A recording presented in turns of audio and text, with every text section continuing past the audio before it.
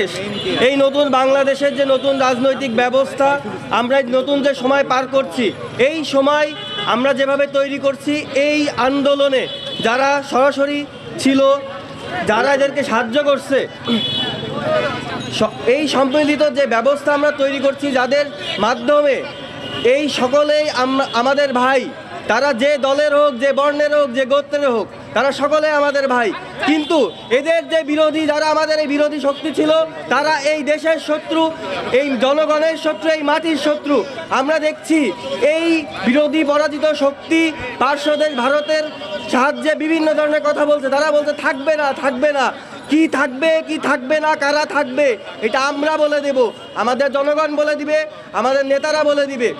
আমি অবাক হয়ে যাচ্ছি, বিগত 3 দিন আগে এই যে আন্দোলনের সরাসরি যারা অংশগ্রহণ করেছিল, তাদের মধ্যে ব্র্যাক ইউনিভার্সিটি, এআইইউবি, ইস্ট-ওয়েস্টের আমাদের নেতাকর্মী মারা গেছে, আহত হয়েছে।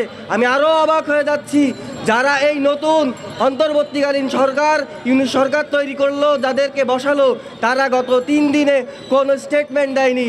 আমি বিজেপির পক্ষ থেকে সরাসরি হুঁশিয়ারি দিয়ে বলতে চাই, আগামী 24 ঘন্টার মধ্যে তারা তাদের অবস্থান স্পষ্ট করবে এবং আগামী 7 কার্য দিবসের মধ্যে তারা কি করবে, তারা তাদের অবস্থান সুস্পষ্টভাবে বাঙালিকে দেখাবে তারা কি করতে যাচ্ছে।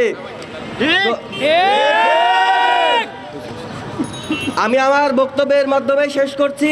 আমার দেশ, তোমার দেশ, বাংলাদেশ, বাংলাদেশ।